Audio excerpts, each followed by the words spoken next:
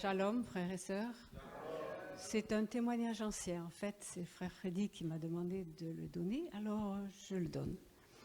C'est au sujet de cette maladie que j'ai eue, cette paralysie, il y a des années. En fait, je l'ai eue il y a plus de 55 ans déjà, quand j'ai eu mon premier enfant. Je suis restée 1 mois et demi à l'hôpital, ils m'ont presque tuée avec la cortisone.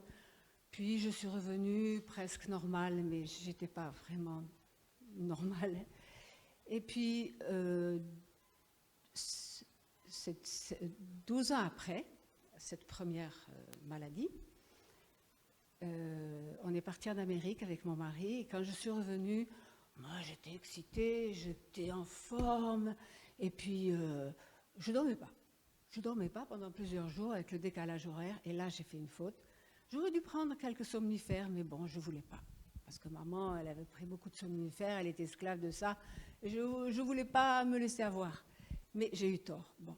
Et alors, j'ai eu comme une infection au pied, à l'orteil droit. Et je pensais que c'était une infection. Je me suis soignée, mais non, ça ne passait pas. Et un matin, étonnant, je sens la douleur. C'était comme... Oh, je reconnais la douleur, comme la maladie.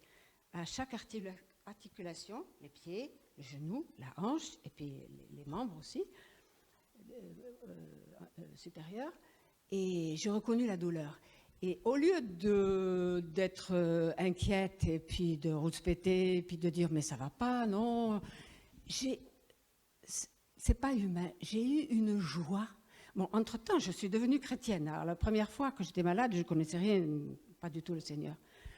Et le Seigneur m'avait fait la grâce aussi de savoir qui je suis. Oh, c'était magnifique, j'avais une expérience vraiment costaud. Et puis, donc, là, quand j'ai reconnu cette douleur, je ne peux pas expliquer, mais une joie qui n'est pas humaine. Et c'est comme si je saluais la guérison. Moi, c'était pas drôle de revenir dans cette situation. C'était une paralysie, je pouvais pas, je tombais, je marchais pas.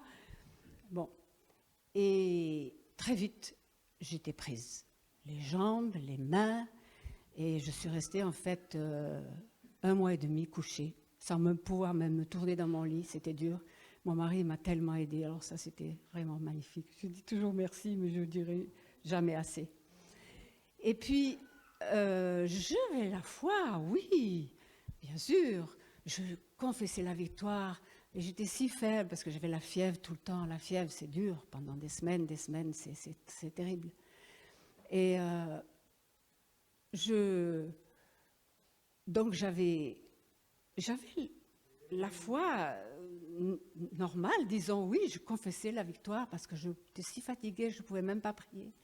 Mais je disais toujours, merci Seigneur parce que tu m'as guéri, merci Seigneur parce que tu m'as guéri. Et j'attendais que ça me vienne dessus, que ça se manifeste. Et 1 mois et demi après, c'était toujours pas là, et puis je diminuais, je faisais plus que 43 kilos, il n'y avait plus que la peau et les os, et puis je m'en allais, quoi. Mais en fait, bien sûr, Véronique avait 12 ans, les autres, Philippe 9 ans, Eric 10 ans et demi, ils avaient besoin de maman encore, mon mari. Mais je savais où j'allais, je me réjouissais de revoir frère Branham et puis tous les saints. Donc c'était comme il voulait. Et puis le Seigneur a utilisé ma sœur Jackie Aiglon. Un jour, elle a vu de près où j'en étais et elle me dit « Mais pourquoi tu ne demandes pas l'onction d'huile? C'est une promesse pour ceux qui sont malades. » Et après réflexion, j'ai dit « T'as raison, je vais demander. » Je suis allée voir mon mari, j'ai dit « Je veux l'onction d'huile. » Et il m'a dit, oui, alors il m'a lu, tout ça, oh là là, c'est sérieux l'onction d'huile. Hein. Et alors, bien sûr que quand je me suis convertie, c'était une vraie expérience. Je marchais tout à l'envers, le Seigneur m'a remis sur les rails. C'était pas rien. Hein. Et j'avais mis ma vie en ordre, tout ce que je voyais, vraiment. Mais là, j'ai ressondé mon cœur. Et il y avait des choses qui s'étaient passées quand j'étais gamine, petit enfant.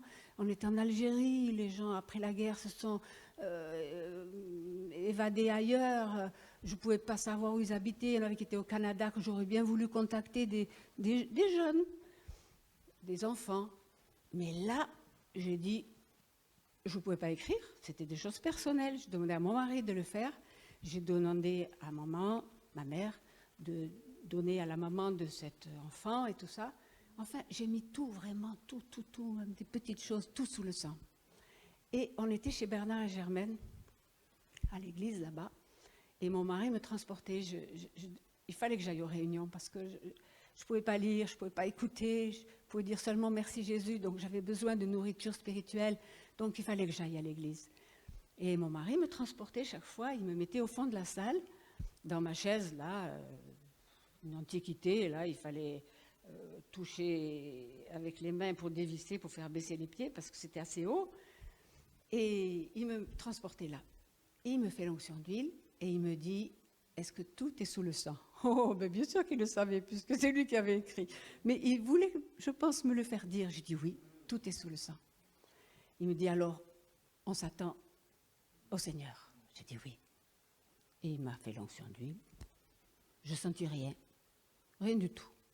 Ni chaud, ni froid, ni vision, rien. Et au bout de peut-être 1 minute, j'étais seule au fond de la salle. J'ai entendu comme ma voix, lève-toi et marche, comme ça. J'ai pensé, moi j'ai pas l'habitude, j'ai jamais entendu des voix comme ça. Donc j'ai pensé, c'est quelqu'un qui a ma voix. Ma tête, c'est ma seule chose qui pouvait marcher. Parce que j'avais aussi les bras paralysés complètement, les jambes, je ne pouvais pas marcher, rien.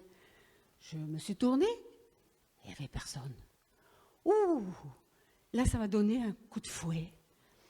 Et j'ai dit, bon, alors je vais marcher. Et j'ai voulu me déplacer, mais sortir de ce truc-là, il faut être un acrobate déjà, sans faire baisser le truc en bas, là. Et peut-être 2 secondes, j'ai pensé, mais je ne peux pas. Mais c'est resté juste le temps d'y penser. Et puis il m'a dit, lève-toi et marche, je ne sais pas comment, mais je vais le faire. J'ai dû mourir à mon incapacité. J'ai dû mourir à mon hybride, quoi. Et puis, je pouvais bouger la main gauche juste peut-être 1 ou 2 centimètres, c'est tout. Mais je ne pouvais pas lever. Alors, je ne peux pas vous expliquer comment ça s'est passé, mais j'ai réussi à cramponner à la coudoir. Et puis, je me suis glissée. Ce n'était pas facile. J'ai dû faire vraiment des efforts. Et je ne me suis pas tombée. Je n'ai pas dû faire baisser les pieds de la chaise, là. Je ne suis pas tombée, j'étais debout. Et ce jour-là, on prenait la Sainte Seine et frère Freddy me disait, ben, je viendrai, bien sûr je ne pouvais pas m'avancer puisque je ne pouvais pas marcher. Il me dit, je viendrai vers toi de donner la Sainte Seine. Alors, il vient et me voit. J'étais debout, mais je ne marchais pas, c'était comme cloué au sol là, comme collé. Il m'a donné la Sainte Seine, il est reparti. Et puis au bout d'un moment, j'entends de nouveau, marche. J'ai dit, tu m'as fait sortir de ce truc-là, c'est déjà un miracle. C'est sûr, je vais marcher. Je dis à mes jambes, marche, ça bouge rien, marche. Et au bout d'un moment, je crois que j'ai commencé la jambe gauche, je me rappelle. Et comme ça, j'ai fait un pas, mais ça m'a arraché, ça vraiment, c'était terriblement douloureux. Ça fait rien, je continue. J'ai fait 2 pas, 3 pas, et puis après, ça marchait tout seul, plus de douleur. Plus rien. Bon, je ne courais pas, enfin, je n'ai pas essayé, mais je n'avais aucune douleur et je marchais tout à fait normalement.